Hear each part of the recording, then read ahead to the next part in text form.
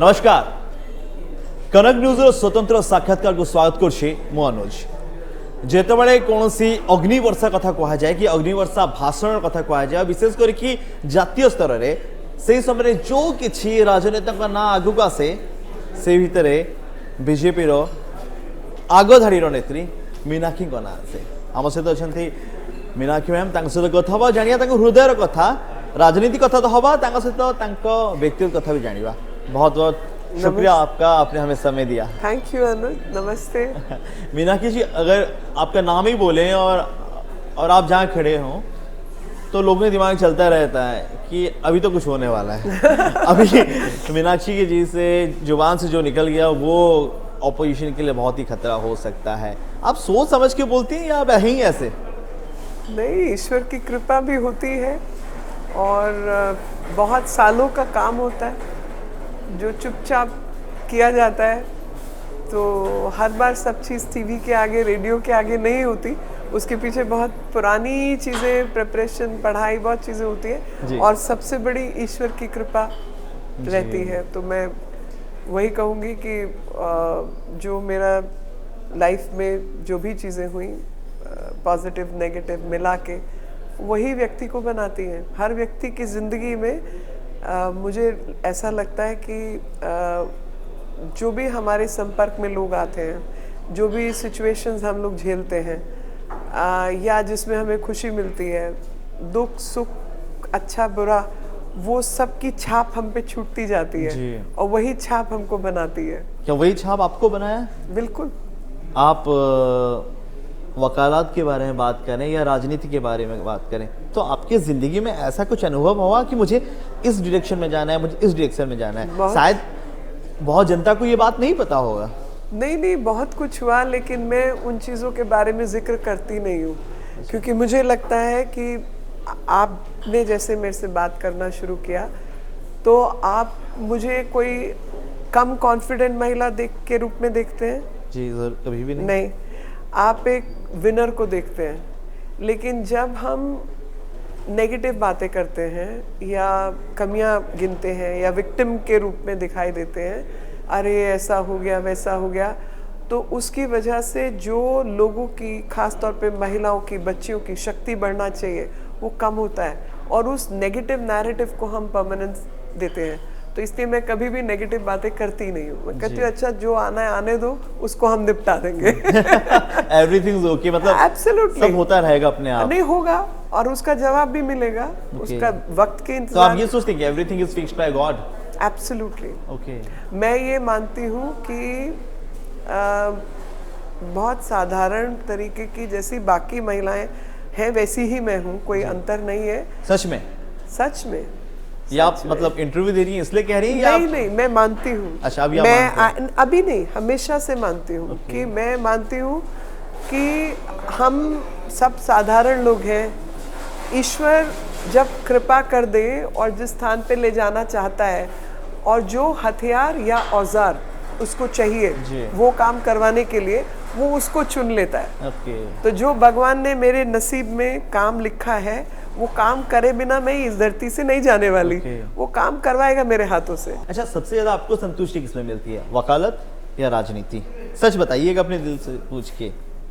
देखो, जो आनंद कोर्ट में खड़े होके बहस करने का है जी, वो आनंद अलग है जी। उसकी वो, क्योंकि क्या होता है कि मैं हमेशा एक बात जानती हूँ, आप कितना भी अपना केस तैयार कर लीजिए, आप 100% कभी तैयार नहीं होते क्योंकि अगला व्यक्ति क्या सवाल पूछेगा आपको नहीं मालूम ना।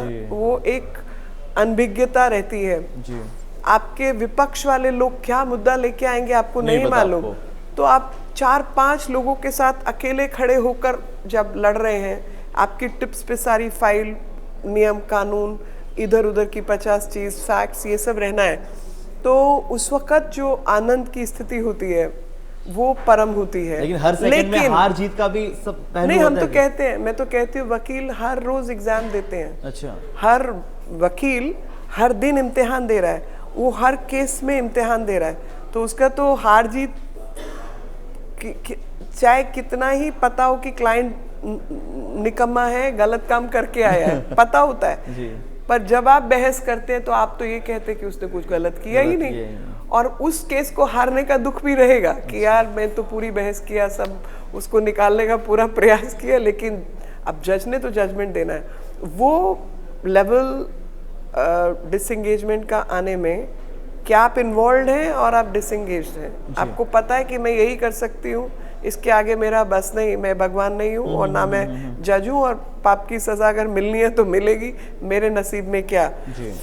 तो वो आने में थोड़ा समय लगता है, लेकिन संतुष्टि उसमें है नहीं, उसमें बहस की संतुष्टि है। लेकिन राजनीति में खड़े होकर जब आप हजारों लोगों की जिंदगी पर उसका प्रभाव छोड़ सकते हैं, उनका फायदा करा सकते हैं, उसका आनंद एक अलग है। तो दोनों चीजों का आनंद है अपने अपने स्थान पर। हाँ।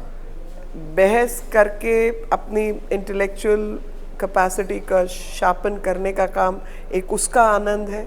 दूसरा, हजारों लाखों लोगों की जिंदगी को आप बदल सकते हैं, या आपके किसी वजह से आपके देश को फायदा मिलता है, और वो काम आपने किसी चीज के बीज डाले, उसकी आज उसके नतीजे आ रहे हैं, तो आपको खुशी होती है, संतुष्टि होती है कि मेरी वजह से ये सब हुआ, तो वो संतुष्टि है ना। दोनों आंखों से कभी आंसू निकले? पब्लिकली नहीं, लेकिन जरूर। जान सकता हूँ क्यों? अपने लिए नहीं, कभी नहीं। ये नॉर्मली कुछ ऐसी चीजें होती हैं जहाँ पर आपको लगता है कि काश मैं इसकी कुछ मदद कर पाती, काश मैं इसके लिए कुछ कर पाती। कई बार मजबूरी होती है, आप नहीं कर सकते, मगर लोगों का दुख, जिनका अटैचमेंट आपके साथ है, आप कुछ विषयों पे कुछ करना चाहते हैं, आप हर बार सब कुछ कर पाएंगे नहीं, और वो जेन्युइनली बहुत दुख है।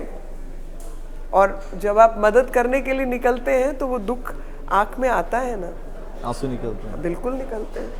लेकिन वो एक नियम कहिए या परसेप्शन ऐसा कि वो चीजें पब्लिकली नहीं होती। तो राजनीति के दौरान भी आंखों से आंसू निकले होंगे बहुत बार? राजनीति के दौरान भी ऐसा ऑब्वियसली दुख तो कई चीजों पे रहा होगा। नेता कभी रोते हैं जब हारते हैं? अब थैंकफुली मैं हारी नहीं कभी, मगर जरूर दुख होता होगा। अगर कोई भला व्यक्ति है जिसने सब काम अच्छा किया, ठीक किया, ऐसा दुर्भाग्यपूर्ण घटना घटी तो तकलीफ होती होगी। तो आप जब खुश होते हैं तो कैसे सेलिब्रेट करते हैं? मैं बहुत मस्त हूँ अपने आप में, मेरे को खुशी को सेलिब्रेट में मेरी खुशी है। अच्छा। तो मैं बहुत एज आई सेड साधारण हूँ, कोई बहुत पर कभी मैं हंसती हूँ, कभी मैं कहा लोग खुशी में और गम में दारू पीते हैं, मैं खुशी और गम में गोलगप्पे खाती हूँ। इससे फायदा गोलगप्पे वाले का है। बिल्कुल। ये अच्छी बात है। तो स्ट्रेस में भी कुछ करती होंगी आप? हाँ? स्ट्रेस जब रहती होंगी? नहीं, मैं गोलगप्पे खाने जाती हूँ। अच्छा, ये एक अच्छा फंडा है एक अच्छे सीनियर सक्सेस पॉलिटिशियन का अच्छा फंडा कि गोलगप्पे खाओ, आम पापड़ खाओ, पेड़ पे चढ़ जाओ, वॉक के लिए चले जाओ, मस्ती फ्री जिंदगी है। बिल्कुल है मस्ती फ्री। लेकिन राजनीति में इतना वक्त नहीं मिलता कि रास्ते में आके गोलगप्पा खाएं, पाव भाजी खाएं। नहीं, मेरे देखो उसमें कोई रिस्ट्रिक्शन नहीं। मेरे को कुछ लेना देना नहीं है ना, अपने बारे में कोई हवाबाजी है। अगर मेरा मन किया, सामने गोलगप्पे वाला दिख गया तो मैं गाड़ी रोक के खा लूंगी। अभी आजकल ग्लूटेन रिस्ट्रिक्शन का चक्कर पड़ गया है, तो मैं उतर के कहूंगी कि भैया आलू की चाट बना दे या पानी पिला दे। तो मुझे कोई तो ऐसा भी होता है ना कि बहुत लोग पहचानते होंगे ये मीनाक्षी हैं, तो हाँ? फिर लोगों की भीड़ हो जाती है, कोई सेल्फी लेता होगा, कोई कहता होगा, बात करता होगा। बिल्कुल होता है, और कई बार होता है कि मेरे मतलब मैं जैसे जहाँ मैं रहती हूँ उसके बगल में एक कॉलोनी है, वहाँ एक दुकान है जहाँ ग्लूटेन फ्री गोलगप्पे मिलते हैं, तो मैं उस गोलगप्पे एक दुकान से खरीदती हूँ, फिर रेडी वाले के पास जाती हूँ, फिर कहती हूँ अब तो मेरे को खिला। तो पूरी मार्केट मेरा क्षेत्र रहा है, सब लोग मुझे जानते हैं, और मैं रात के अंधेरे में भी उतर जाती हूँ तो कोई अरे बहन जी आप खड़े हो, मैं कहाँ खड़ी हूँ, चलो आ जाओ आप लोग भी खाओ। तो ये सब फायदा हुआ मिनिस्ट्री के दौरान। मिनिस्ट्री ऑफ एक्सटर्नल अफेयर्स के बारे में जब बात हम कर रहे हैं तो उस वक्त एक बड़ा बड़ी रिस्पॉन्सिबिलिटी आपकी थी कि दोनों अलग अलग कंट्री के संग एक अच्छा रिलेशन बने रहे, बायलैटरल रिलेशन अच्छा रहे। तो स्पेशली उस वक्त महिलाओं के लिए चिंता करने में आया कि नहीं सब मेरे लिए है, महिला कुछ स्पेसिफिक नहीं है? नहीं, मैं तो जिंदगी में ये मानती हूँ कि सब मेरे लिए है और महिला स्पेसिफिक नहीं है। लेकिन मैं ये भी मानती हूँ, और ये मेरा मतलब लाइफ का एक प्रिंसिपल है कि बराबरी रहनी चाहिए। बराबरी का मतलब एक्स्ट्रा मुझे कुछ नहीं चाहिए, एक्स्ट्रा किसी को भी कुछ नहीं चाहिए। और इसीलिए मैं हमेशा मानती हूँ कि सारी जो लड़ाई है जिंदगी की, महिलाओं की भी, वो मान सम्मान की है। आप उसको मान सम्मान दो, सुबह से शाम तक सब काम करेगी, लेकिन मान सम्मान तो चाहिए ना। सारी लड़ाई मान सम्मान की है। जहाँ मान सम्मान पे आँच आती है वहाँ तकलीफ मुझे दूसरे के मान सम्मान पे भी होती है। ऐसा नहीं कि अपने लिए सेल्फिश टाइप, ऐसा नहीं है, वो किसी के साथ वो भी स्ट्रॉन्ग वुमेन हाँ, बिल्कुल बिल्कुल, तो वो पावर सामने आता है, बिल्कुल आएगा। और ये पावर को यूटिलाइज भी करती हैं आप? बिल्कुल करती हूँ, बिल्कुल करती हूँ। ओके, जब हम संरक्षण की बात कहते हैं कि रिजर्वेशन की जरूरत है, आपको लगता है वुमेन रिजर्वेशन की जरूरत है? मैं पहले मैं आपको बताती हूँ कि मैं ग्रोइंग अप में कभी रिजर्वेशन का मैंने तो फायदा नहीं लिया। ना ही मुझे किसी ने कभी कोई आसान काम दिया। मैंने कठिन से कठिन परीक्षा देकर मैं जहाँ भी लाइफ में पहुँची। मगर मैं ऐसा मानती हूँ कि पिछले कई मतलब 1000 साल से ऊपर निकल गया, जब पूर्व में आदिकाल में महिला बराबर थी, लेकिन समाज में कुरीतियां बढ़ने के कारण वो बराबरी खत्म हुई, वो गैर बराबरी पे आई और कुरीतियां बढ़ती ही गईं। और आज भी वो कुरीतियां इतनी परम सीमा पर हैं कि अगर हम नॉर्मल तरीके से सब चीज़ ठीक करना चाहें तो 1000 साल से ऊपर का समय निकल गया, नहीं कर पाए। हम ही नहीं, पूरी दुनिया नहीं कर पाई। तो बराबरी लाने का फिर टूल क्या है? क्या हम तिगड़म लगाएं?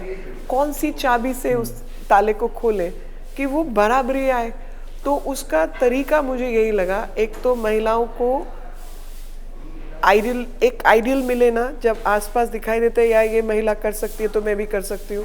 वो पीढ़ी नहीं तो उसकी अगली पीढ़ी कर पाएगी। हम लोगों ने क्या होगा, क्योंकि हमने झांसी की रानी की कविता सुनी होगी, हमें महादेवी के बारे में पढ़ा होगा, हमने और बड़े नेताओं के बारे में पढ़ा होगा। तो प्रेरणा का स्रोत बनती है महिलाएं, तो प्रेरणा मिलती है। दूसरा, या तो आप पैदा ही लक्ष्मीबाई हो कि आपके अंदर वो गुण, वो ऊर्जा है, और वो गुण है, और ईश्वर ने आपको ऐसा बना के भेजा। अहिल्याबाई, लक्ष्मीबाई, रानी अब्बक्का, महादेवी, आप ऐसे हैं। या किसी ने आपका हाथ पकड़ के आपको जानते हुए कि आपके अंदर ये सर्वगुण सम्मान है, लेकिन मौका नहीं मिल रहा, तो इसको लाके एक प्लेटफॉर्म दो, वो करो। तो ये टूल है, प्लेटफॉर्म देना टूल है। तो अगर मान लीजिए कोई महिला चुनाव नहीं जीत सकती पुरुषों के खिलाफ, क्योंकि उसके पास मनी पावर, मसल पावर, ये चीज नहीं है, नहीं कर पा रही, लेकिन जब आप उसको उस कुर्सी पे बिठा देंगे, आप उसको सरपंच बना देंगे, या विधानसभा में पहुंच जाएगी, या लोकसभा में पहुंच जाएगी, या राज्यसभा में पहुंच जाएगी, वो उस कुर्सी का पूरा इस्तेमाल करके समाज में वो काम उतने अच्छे से करेगी, शायद बाकी लोग जो चुनाव जीतते वो नहीं कर पाते। लेकिन मैं इसी पहल पे आता हूँ, सरपंच हो जाए या विधायक हो जाए, ऐसे बहुत एग्जाम्पल है यहाँ पर भी, शायद वहाँ भी हो, दिल्ली में हो। सरपंच जो है, महिला सरपंच जीत गई है अच्छे वोट से, लेकिन पंचायत के ऑफिस पे उनके पति या देवर बैठे होते हैं। विधायिका अगर जो एमएलए अगर वुमेन हो, अच्छी बात है, महिलाओं को सीट मिली, वोट मिला, वो जीत गई, लेकिन उनके निर्वाचन मंडली में, उनके कॉन्स्टिट्यूंसी में उनके पति के इशारे से सब चलता है। तो ऐसा शायद आपने भी देखा होगा, हिंदुस्तान में हर जगह घूमती हैं। इसका समाधान भी जरूरत है, या प्लेटफॉर्म दे दो, फिर उनके घर में कोई भी पुरुष हो वो संभाले? नहीं, इसमें समाधान आपने ऐसा देखा है? बहुत ज्यादा नहीं देखा मैंने, मैं तो अपनी ही बात करूंगी। नहीं, आपकी बात हम नहीं कह रहे, आपने कहा कि ऐसे बहुत है, ऊर्जा है, शक्ति है, ये एक साइड है, लेकिन अलग भी बहुत साइड है जो हम देख रहे हैं अंदरूनी, जो हम जब जाते हैं ग्राउंड रूप में, हमने देखा है ये। मेरा उसमें थोड़ा सा आपको जवाब थोड़ा अटपटा लगेगा। मान लीजिए ये रिजर्वेशन नहीं होती, वैसा ही पुरुष जैसा कोई और पुरुष जीत के आता जी तब भी वही चलाता। जी हम बदलाव लाना चाह रहे हैं। उस बदलाव में हो सकता है शुरू का बदलाव ऐसा हो जी कि पुरुष फिर भी कंट्रोल पोजीशन में बैठना चाहता है, लेकिन फ्लिप साइड ये है कि अगर ओथ लेनी है, एसडीएम से बात करनी है, डीएम से बात करनी है, तो कहेंगे महिला को भेजिए जी, जो सरपंच है वही आएगी, आपका जरूरत नहीं, आप बाहर बैठिए जी। उसको मजबूरी में उसको लाना पड़ेगा। जी जी बदलाव है, उसमें भी बदलाव है। मैंने आपने अगर ध्यान दिया हो तो मैंने ये बात भाषण में भी कही जी कि भाई मैं उन पुरुषों को जानती हूँ, मैंने आंखों के आगे इस महिला आरक्षण बिल को फेल होते हुए देखा है। हम छोटे थे मगर आंखों में वो देखा है, याद है मुझे वो चीजें, याद है मुझे वो कमेंट जब पुरुषों ने ये कहा कि लिपस्टिक वाली परकटी ये सी वैसी महिलाएं अंग्रेजी छाप आके बैठ जाएंगी, ऐसा बोला। लेकिन आज वही पुरुष अपने बेटे की जगह बेटी को तैयार करवा रहे हैं ना, तो बदलाव तो है। तो अगर आपने जो सिचुएशन बताई कि वो पुरुष जाके पंचायत घर में जाके बैठ जाता है, उसका विधानसभा क्षेत्र को कंट्रोल करता है, अपनी चलाता है, मजबूरी में चिट्ठी तो साइन वही पत्नी करेगी, वो ऑफिसर से बात तो वही करेगी, तो विधानसभा में धीरे-धीरे बदलाव, विधानसभा में भाषण वही कर सकती है, आप बाहर ही बैठेंगे। जरूर ठीक है, मैं कहती हूँ जितना सरकारी तंत्र है वो और सख्ती से काम करे। ऐसे पुरुष जो आए उनको कहे बाहर जाइए, पत्नी को भेजिए जी। और पत्नी को, आप पत्नी को मोटरसाइकिल पे बिठा के ला सकते हैं, ले आइए, आप कार में ला सकते हैं, आप ले आइए, आप उसकी फाइल उठा के चल सकते हैं, चलिए, लेकिन बात वही करेगी, साइन भी वही करेगी। हाँ, साइन भी वही करेगी, ओथ भी वही लेगी, भाषण भी वही देगी, भाषण भी वही देगी। तो ये बदलाव है। हाँ, बदलाव है, बदलाव है। आप देखिए, कोई भी आप सिचुएशन को बदलने का प्रयास करें तो आपको उसमें घी गुड़ डालना पड़ेगा ना। तो अभी हम घी गुड़ डालने की, तो ये विकसित भारत में ये हो रहा है, विकसित भारत में हो रहा है, बदलाव आ रहा है जी। मैंने जैसे कहा कि मैं ऐसे पुरुषों को बिना नाम लिए बता सकती हूँ कि अगर आरक्षण की बात नहीं होती, महिलाओं के सशक्तिकरण की बात नहीं होती, महिला वोटर की संख्या नहीं बढ़ती जी। मैं आपको एक आंकड़ा देना चाहती हूँ कि 2014 में महिलाओं की वोट परसेंटेज पुरुषों से मेरा ख्याल 6-8% कम थी जी। 19 में वो 4-5% कम रही, 24 में बराबर हुई है जी।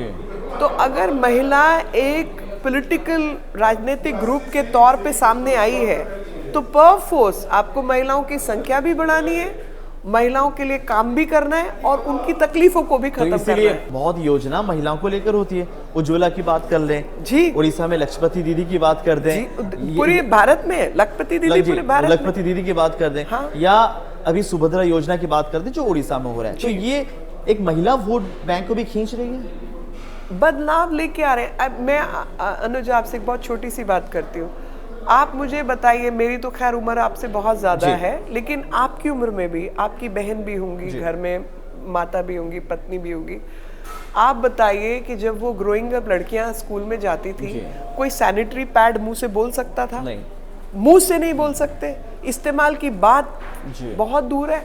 आज आपको 1 रुपए में 2 रुपए में मिल रहा है या नहीं, आप सोचिए, ये उसकी पूरी जिंदगी का एक इतिहास है जी। उसको ये चीज 30-40 साल झेलनी है जी। उसके हिस्सा है जिंदगी का, मगर कोई पॉलिसी नहीं, कोई बात करने वाला नहीं, उसकी रोजमर्रा की तकलीफ सुनने वाला नहीं। गांव देहात में लकड़ी का चूल्हा वो जला रही है जी। उसको मार रहा है वो धुआं, किसी ने। अब 12 करोड़ जो गैस कनेक्शन थे 2014 तक, वो ज्यादातर शहरों में थे जी, गांव में नहीं थे। देहात की महिला जो सफर कर रही है उसके बारे में कोई विचार ही नहीं था। शौचालय, आप बताइए ना, शौचालय जरूरत है या नहीं, हम सबको पता है, कोई बोलता नहीं था। पानी सिर पे मटके रख रख के हम फिल्मों में गाने बना रहे हैं। अरे भैया, उसके सिर पे क्यों इतना वजन डाला हुआ है, क्यों होना चाहिए? उसके घर में पानी क्यों नहीं हो? और उसके ऊपर आज के कोई राजनीति, मैं कहती हूँ राजनीति इन चीजों पे होनी चाहिए ना, कि कौन पानी पाइपलाइन पहुंचाएगा, कौन शौचालय बनाएगा, कौन सैनिटरी पैड पहुंचाएगा, कौन राशन। उन्हीं को तो हेल्प मिल रही है। एग्जैक्टली कौन राशन का इंतजाम करेगा, कौन हेल्थ केयर आयुष्मान भारत लेकिन लागू करेगा? पिछले दिनों में उड़ीसा में भी ऐसे बहुत हुआ कि सरकार ने, जो पिछली सरकार थी नवीन जी की सरकार, उस वक्त महिलाओं के लिए बहुत योजना बनाई, लेकिन हार गए नवीन जी, और बोला जा रहा है कि महिला लोगों ने हेल्प नहीं किया। देखिए मैं नवीन जी हार गए, मैं उनकी हार जीत पे ज़्यादा नहीं बोलना चाहती, क्योंकि अभी वो जिस भी स्थिति में है मैं उस पर कमेंट नहीं करना चाहती जी। सिर्फ इतना कहना चाहती कैसी हूँ, स्थिति में? शायद उनका मतलब उम्र है जी। जो भी है, मगर मैं एक बात कहना चाहती हूँ, नरेंद्र मोदी जी की सरकार ने जी।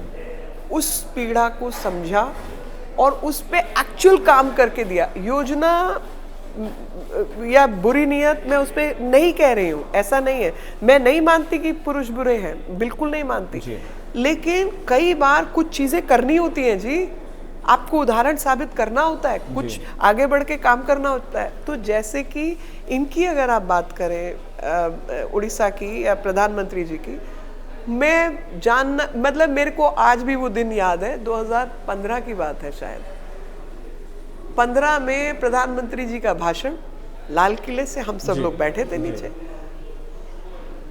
इस देश को ओपन डेफिकेशन फ्री बनाया जाएगा, खुले में शौच मुक्त भारत बनेगा। मैंने ऐसे सिर पकड़ लिया, मैंने कहा भैया ये तो कभी नहीं होने जैसा काम है, इन लोगों को बुद्धि कहाँ से दोगे? ये तो सब कहाँ से इनको बताओगे कि शौचालय जाओ, पानी भरो, गंदगी मत करो, महिलाओं की आवश्यकता है, कैसे होगा ये काम? सम्मान की बात भी है। सम्मान मैं मतलब जिसको कहते हैं ना कि मुझे खुद ही अंदर से मैं कहा यार कोशिश करते बोलने की क्या जरूरत थी, वो भी 26 जनवरी का भाषण अब हर दिन यही प्ले किया जाएगा।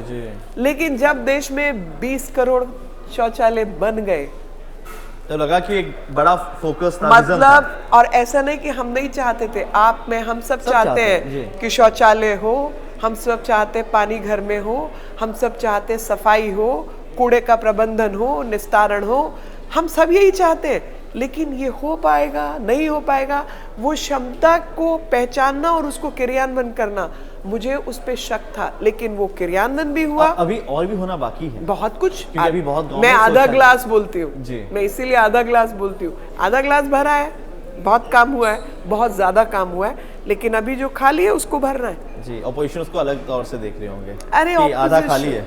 अरे देखे ना, क्या मैं कहती तो हर टाइम में पूरा खाली था। चलो ओके, फाइनल कंक्लूड करते हैं। बस मैं कुछ नाम बोलता हूँ, आप उनके नाम के पास एक शब्द लगाइए, देखते हैं आप उनको कैसे अच्छी तरह से जानते हैं और आपका नजरिया कैसे उनकी तरफ। एक नाम एक शब्द आपका जी। नरेंद्र मोदी। महान नेता। राहुल गांधी। अब मेरे दिमाग में जो शब्द आ रहा है मैं नहीं बोलना चाहती। नहीं वही बताइए। नहीं आप तो ऐसे डरती नहीं है बोलने में, बताइए। नहीं डरना नहीं, को थोड़ा तमीज रखने वाली बात होती है। तमीज में बोल दीजिए। पप्पू। सोनिया गांधी। चालक। प्रियंका गांधी।